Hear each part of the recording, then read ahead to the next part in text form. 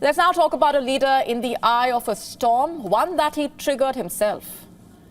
Rishi Sunak has a unique brand of statesmanship that can only be described as strange.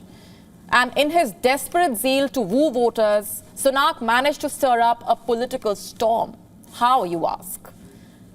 Well, he cancelled a planned meeting with his Greek counterpart. And what prompted this snub, you wonder? A spat over some cold, lifeless artworks. You heard that right. The British Prime Minister decided to cancel a scheduled meeting with the visiting Greek Prime Minister over the Parthenon sculptures. This dispute goes back years. Here's some background. Apparently, Greece has been requesting Britain to return some 2,500-year-old sculptures that were removed from the Parthenon temple in the early 19th century. Of course, it's not shocking for Great Britain, a land with a rich history of taking things that don't belong to them.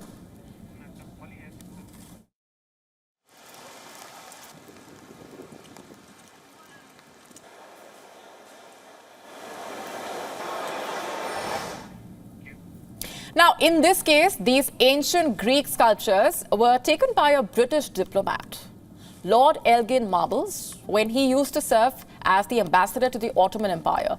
The Greek government has been in discussions with the British Museum chair on a possible loan deal for the sculptures. And in a recent interview, the Greek Prime Minister took it public and complained that talks over a possible return of these sculptures to Athens were not advancing quickly enough.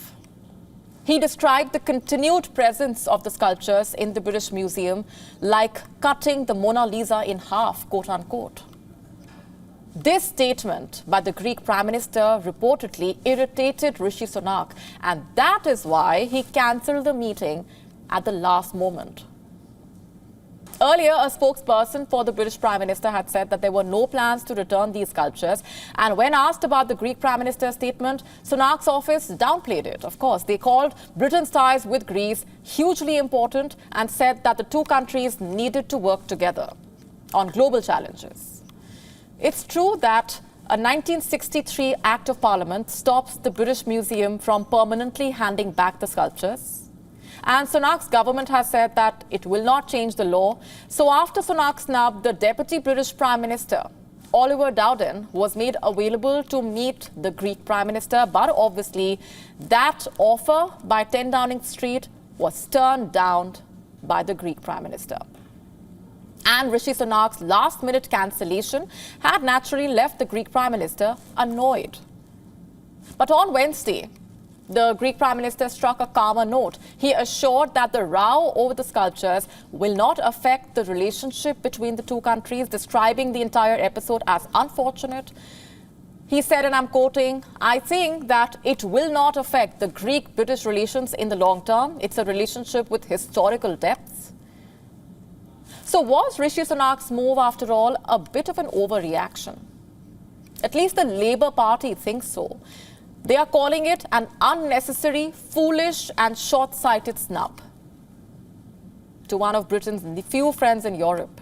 They say that this gaffe by Sunak only adds to the impression that the British Prime Minister does not quite understand how diplomacy works. Because if he thinks that such steps will win him popularity with Conservative voters, then he is clearly mistaken.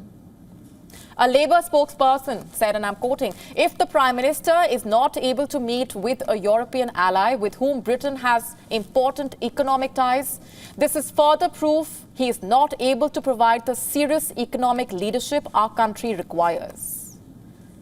The opposition said that by pulling out of the meeting, Sunak had missed a big opportunity to discuss illegal immigration with a key European ally. More reactions. And that's not all. Labour's Thangam Debonair accused Rishi Sunak of being petty and rude, quote unquote. The Shadow Secretary of State said the British people must be wondering what planet Rishi Sunak is on. All may be good between the UK and Greece, but this entire drama is a clear indication of Sunak's desperation. You see, he's on a mission to bridge a big polling gap. with the Labour Party. And currently, the Labour Party leads by about 20 points. And a general election is anticipated in 2024. Sunak is also feeling the heat from his own party, the pressure to save the Conservative Party amid a post-war high tax burden and a cost of living crisis. And so while Sunak displays optimism about Britain's growth, one cannot help but wonder, has he, in his zeal to save his party, tossed the UK's long-standing friendship down the drain? WION now available in your country. Download the app now. Get all the updates on the move.